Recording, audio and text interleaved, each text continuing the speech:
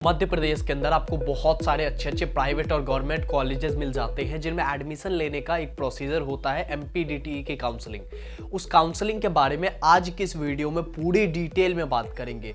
Starting से कौन कौन सी आपकी डॉक्यूमेंट चाहिए इस काउंसलिंग में पार्टिसिपेट करने के लिए, आपका पूरा एडमिशन प्रोसेस, पूरा काउंसलिंग प्रोसेस किस तरीके से चलता है। उसके बाद हम लोग बात करेंगे कुछ अच्छे कॉलेजेस कौन कौन से हैं एमपीडीटीई के अंदर। उसके बाद हम लोग कुछ की पॉइंट्स की बात करेंगे। तो सबसे पहले स्टार्ट करते हैं, थोड़ा सा ओवरव्यू की बात करते हैं। सबसे पहले एमपीडीटीई की जो काउंसलिंग है वो मध्य प्रदेश के अंदर सारे गवर्नमेंट और प्राइवेट कॉलेजेस के अंदर एडमिशन के लिए होता है, इंजीनियरिंग कॉलेजेस के लिए। उसके बाद आपको कहीं ना कहीं जो है इसमें 1350 रुपये की फी लग रही होती है एक राउंड की। और आप अगर एक बार रजिस्ट्रेशन करते हो तो आप सिर्फ एक ही राउंड के लिए करते हो, दूसरे राउंड में पार्टिसिपेट करने के लिए आपको दोबारा से रजिस्टर करना होता है। टोटल ऑफ 2 राउंड होते हैं जो कि नॉर्मल होते हैं। उसके बाद एक इंटरनल स्लाइडिंग राउंड होता है और हर एक राउंड के बाद आपका एक अपग्रेड का राउंड होता है। ठीक है, आप अपनी ब्रांच को या कॉलेज को अपग्रेड के लिए डाल सकते हो। इसके बाद एक होता है फिजिकल काउंसलिंग या इंस्टीट्यूट लेवल काउंसलिंग। उसके बारे में भी डिटेल में हम लोग आगे बात करेंगे। सबसे पहले बात कर लेते हैं कि हमारा जो है कौन कौन से डॉक्यूमेंट आपको चाहिए होंगे यहाँ पे पार्टिसिपेट करने के लिए। सबसे पहले आपको 10th की मार्कशीट चाहिए, आपको 12th की मार्कशीट चाहिए यहाँ पे। उसके बाद आपको कहीं ना कहीं जेई का स्कोर कार्ड चाहिए होगा, जेई मेंस का जो है आपको एडमिट कार्ड चाहिए होगा। एडमिट कार्ड आपको उस सेशन का चाहिए जिस सेशन में आपके अच्छे परसेंटाइल आए हैं।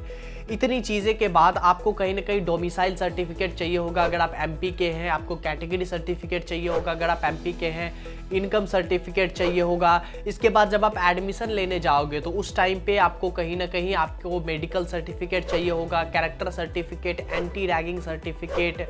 और अगर आपने ड्रॉप लिया था 1 साल या 2 साल जो भी हो तो आपको गैप ईयर एफिडेविट बनवाना पड़ेगा जो कि आपके नियर बाई डिस्ट्रिक्ट कोर्ट से बन जाता है।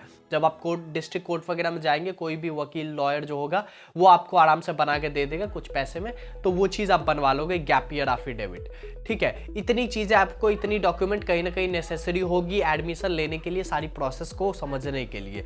इसके बाद बात करते हैं काउंसलिंग प्रोसेस किस तरीके से होता है, किस तरीके से चीज़ें वर्क करती है यहाँ पे। तो सबसे पहले आप रजिस्टर करते हो एमपीडीटीई की वेबसाइट पे dt.mponline.gov.in पे जाके आप रजिस्टर करते हो। उसकी एक डेट आती है, अब आप रजिस्टर आपने कर दिया, फिर आपको कुछ दिन का समय दिया जाता है करेक्शन के लिए, यानी कुछ गड़बड़ हो गया आपके एप्लीकेशन में तो वो आप करेक्ट कर पाओगे।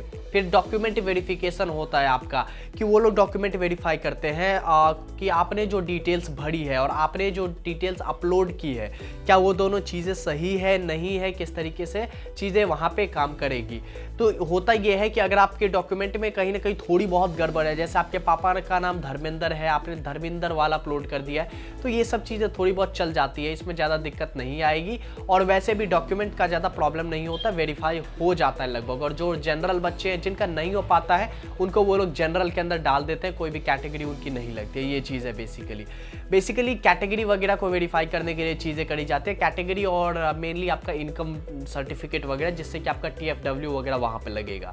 टीएफडब्ल्यू क्या होता है? टीएफडब्ल्यू होता है कि आपकी इनकम अगर 6 लाख से कम है तो आप टीएफडब्ल्यू कैटेगरी के लिए अप्लाई कर सकते हैं अगर आप एमपी डोमिसाइल के हैं। और फिर आपको वहाँ पे फी वेवियर वाली सीट मिलेगी जहाँ पे आपको ट्यूशन फी कॉलेज की नहीं लगेगी। 5% सीट्स होती है सिर्फ हर एक कॉलेज में, उसमें आप अप्लाई कर सकते हो। उसकी कट ऑफ ऑब्वियसली हाई जाएगी तो उसके लिए आप जा सकते हो। कम रैंक है आपकी तो आप इसके लिए ना जाए, आप नॉर्मल सीट के लिए ही जाए, ये चीज़ बेहतर रहेगा। तो ये मैंने बात की थोड़ी सी। तो राउंड 1 की काउंसलिंग होगी आपकी। राउंड 1 में मान लो आपको चॉइस फिलिंग के 4 से 5 दिन दिए गए, आपने चॉइस फिलिंग की।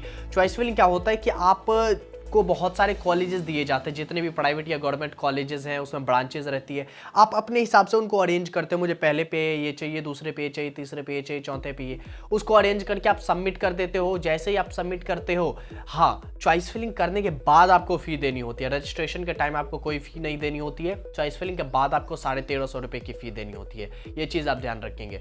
तो चॉइस फिलिंग करके आपने सबमिट कर दिया, फिर आपका एक अलॉटमेंट आ जाएगा कि आपको ये ना ये कॉलेज मिला है। उसके बाद आप जो तो उस कॉलेज में जाके आप रिपोर्ट करोगे, पहले सेमेस्टर की फ़ी जमा करोगे, सारा डॉक्यूमेंट लेके जाओगे, सारी चीज़ जो है वहाँ पे फिजिकली आपको वहाँ पे जाना पड़ेगा और आपका एडमिशन वहाँ पे हो जाएगा। अगर आप चाहते हैं कि मुझे ये कॉलेज नहीं चाहिए तो आप डायरेक्ट रिजेक्ट कर दोगे, कुछ नहीं करोगे और काउंसलिंग से बाहर आप हो जाओगे। अगर आप चाहते हो कि अपग्रेड करना तो 850 रुपये की फ़ी देके आप अपग्रेड के लिए जा सकते हो। लेकिन हाँ, अपग्रेड के लिए क्या ही जाना, आप डायरेक्ट सेकेंड राउंड में पार्टिसिपेट करें या फिर इंस्टीट्यूट लेवल में करें तो वो ज़्यादा बेहतर रहेगा आपके लिए।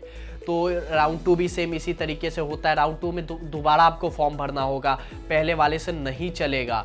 उसके बाद आपको कहीं ना कहीं एक इंटरनल स्लाइडिंग राउंड हो। इंस्टीट्यूट लेवल की काउंसलिंग में क्या होता है कि आपको सिंपली ऑनलाइन अप्लाई करना होता है MPDT की वेबसाइट पे और वहाँ से आपको एक रिसिप्ट जनरेट करके दिया जाता है। वो रिसिप्ट ले जाके आप MP के अंदर किसी भी गवर्नमेंट या प्राइवेट कॉलेज में जाते हो और वहाँ पे जिस तरीके से उनके पास वैकेंट सीट्स बची हुई होती है और जितने बच्चे आए हुए होते हैं कैटेगरी के हिसाब से, इनकम के हिसाब से, डोमिसाइल के हिसाब से, उनको वैसे वो सीट्स डिस्ट्रीब्यूट कर दी जाती है। तो कहीं ना कहीं आपको यहाँ पे एडमिशन मिलने के ज़्यादा चांसेस होते हैं और वो भी कम रैंक पे। तो ये चीज़ आप जरूर से कंसीडर करेंगे।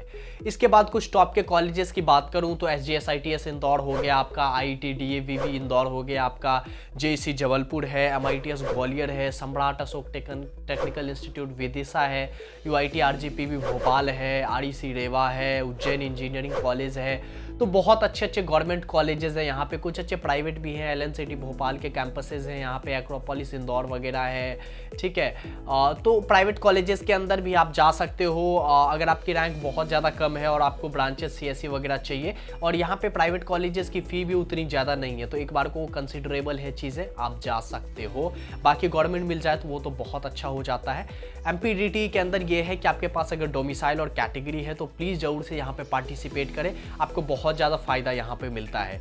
इनकम सर्टिफिकेट है आपके पास, इनकम कम है तो TFW सीट्स के लिए आप जा सकते हो। इनफैक्ट प्राइवेट में TFW वगैरह मिल जाती है तो आपके लिए तो बहुत अच्छी बात हो जाएगी, फ़ी भी नहीं लगेगी और प्राइवेट है CSE वगैरह मिल जाता है तो प्लेसमेंट्स वगैरह भी ठीक ठाक हो जाती है। तो ये कुछ बातें मैंने की MPDT की काउंसलिंग के बारे में। अगर आपके कोई दोस्त ऐसे हैं जिनको MPDT के बारे में जानना है तो प्लीज़ इस वीडियो को ज़रूर से शेयर करें और चैनल पे बने रहे, क्योंकि जब भी MPDT की डेट्स आएगी, चीज़ें होंगी तो इस चैनल पे आके मैं वीडियो बनाऊंगा, पूरे डिटेल में बताऊंगा आपको सारी बातें, कैसे काउंसलिंग करनी है, कैसे चॉइस फिलिंग करनी है, क्या क्या बातें होंगी।